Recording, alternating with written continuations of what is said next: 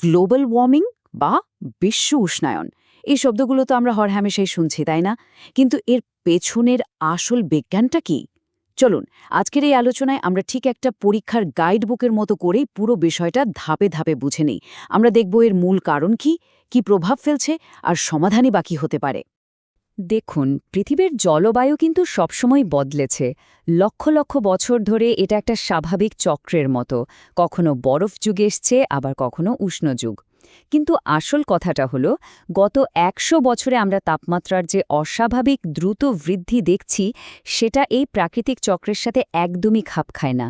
আর এই পার্থক্যটা ধরতে পারাটাই কিন্তু গ্লোবাল ওয়ার্মিং বোঝার প্রথম ধাপ। আজকের আলোচনাকে আমরা মোট ৫টা ভাগে সাজিয়েছি। প্রথমে দেখব আমাদের এই গ্রহটা আসলে কতটা গরম হচ্ছে। তারপর জানব গ্রিনহাউস এফেক্ট কিভাবে এই উষ্ণতাকে বাড়িয়ে দিচ্ছে। এরপরে আমরা কিছু নকশা প্রমাণের দিকে তাকাব, দেখব এর ফলে ভবিষ্যতে কি কি হতে পারে, এবং সবশেষে এই সংকট থেকে বেরোনোর পথ কি হতে পারে সেটা নিয়েও কথা বলবো। তাহলে চলুন আমাদের প্রথম ভাগ দিয়ে শুরু করা যাক। গ্রহের উষ্ণায়নের প্রবণতা। প্রশ্ন হল, পৃথিবীর তাপমাত্রা আসলে কতটা বদলেছে? আসুন সরাসরি ডেটা বা তথ্য-উপাত্ত কি বলছে সেদিকেই নজর দিই। তথ্য বলছে, গত ১০০ বছরেই পৃথিবীর গড় তাপমাত্রা প্রায় ১.২ থেকে ১.৪ ডিগ্রি ফ্যারেনহাইট বেড়ে গেছে। এখন শুনলে মনে হতে পারে, আরে এ তো খুব সামান্য। কিন্তু বিশ্বাস করুন, পুরো গ্রহের জলবায়ুর জন্য এইটুকু পরিবর্তনই বিশাল, আর এর গতিটা অস্বাভাবিক রকমের দ্রুত। আর বিজ্ঞানীরাও কিন্তু মোটামুটি একমত যে এই উষ্ণায়নের পেছনে মূল কারণ হল মানুষের নানান কার্যকলাপ, আর একেই আমরা বলছি গ্লোবাল ওয়ার্মিং। কিন্তু প্রশ্নটা হলো, মানুষের কাজকারবার কিভাবে পৃথিবীকে এতটা গরম করে তুলছে?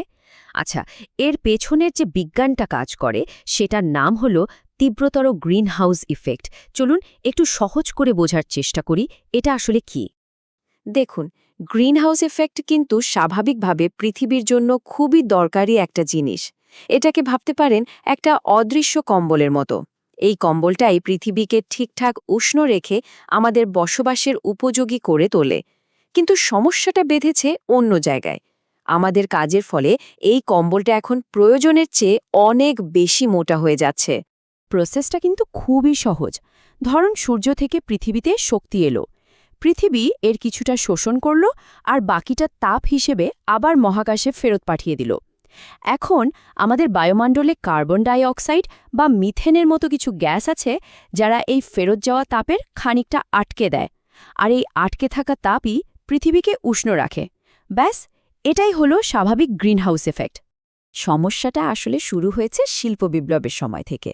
আমরা যখন থেকে কয়লা, তেল, গ্যাসের মতো জীবাশ্ম জ্বালানি প্রচুর পরিমাণে পোড়ানো শুরু করেছি, তখন থেকেই বায়ুমণ্ডলে অতিরিক্ত গ্রিনহাউস গ্যাস জমা হতে থাকল। ফলে ওই যে প্রাকৃতিক কম্বলটার কথা বলেছিলাম, ওটা আরও পুরু হয়ে গেল। আর এর কারণেই পৃথিবীর তাপমাত্রা বাড়তে শুরু করেছে।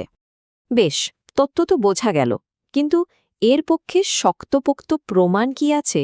বিজ্ঞানীরা এত নিশ্চিত হচ্ছেন কিভাবে যে জলবায়ু আসলেই বদলাচ্ছে? চলুন এবার কিছু প্রধান সূচকের দিকে তাকানো যাক।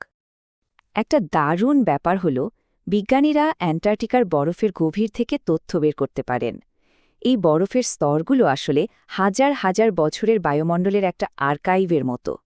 আর সেই আর্কাইভ ঘেঁটে যা দেখা গেছে তা হল, গত ৪,২০,০০০ বছরের ইতিহাসে এখনকার মতো এত বেশি কার্বন ডাই অক্সাইড আর মিথেন বায়ুমণ্ডলে আর কখনো ছিল না। এটা তো পরিষ্কার যে এখনকার পরিস্থিতি মোটেও স্বাভাবিক নয়। আর একটা খুবই চিন্তার বিষয় হল আর্কটিক বা উত্তর মেরুর অবস্থা। খোদ নাসার গবেষণা বলছে, গত মাত্র ৩০ বছরে আর্কটিকের সামুদ্রিক বরফ প্রায় ১০% গলে গেছে। ভাবা যায়?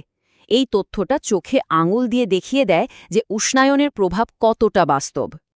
এই গ্রাফটা দেখলে বিষয়টা আরও পরিষ্কার হয়ে যাবে। মাত্র ৩ দশকে, মানে একটা প্রজন্মের মধ্যে আমরা আমাদের গ্রহের কতটা বরফ হারিয়ে ফেলেছি। এটা কিন্তু পৃথিবীর পুরো জলবায়ু সিস্টেমের জন্য একটা বিরাট ধাক্কা।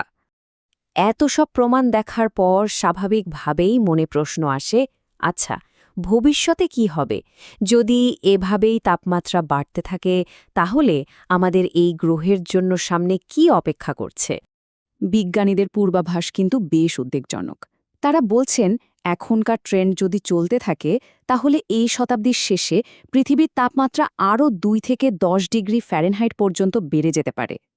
আর এত বড় একটা পরিবর্তন আমাদের চেনা পৃথিবীকে পুরোপুরি বদলে দেওয়ার জন্য যথেষ্ট। আর এর ফল কি হতে পারে? আচ্ছা, কয়েকটা উদাহরণ দিই। যেমন ধরুন, সমুদ্রের জলস্তর বেড়ে গিয়ে উপকূলের বড় বড় শহরগুলো ডুবে যাওয়ার আশঙ্কা, আরও ঘন ঘন আর আরও শক্তিশালী ঘূর্ণিঝড় বা হারিকেন, কোথাও ভয়াবহ খরা, আবার কোথাও ভয়ঙ্কর বন্যা, এমনকি হাজারো প্রাণী আর উদ্ভিদ প্রজাতি চিরতরে হারিয়ে যাওয়ার ঝুঁকিও রয়েছে। এগুলো কিন্তু শুধু কয়েকটা সম্ভাব্য পরিণতির কথা বললাম। পরিস্থিতিটা নিঃসন্দেহে চিন্তার, কিন্তু তার মানে এই না যে সব আশা শেষ। এখনও সমাধানের পথ খোলা আছে। চলুন আমাদের আলোচনার শেষ ভাগে দেখে নিই এই সংকট থেকে বেরিয়ে আসতে আমরা ঠিক কি করতে পারি। পরিবর্তনটা কিন্তু আমাদের নিজেদের ঘর থেকে শুরু হতে পারে।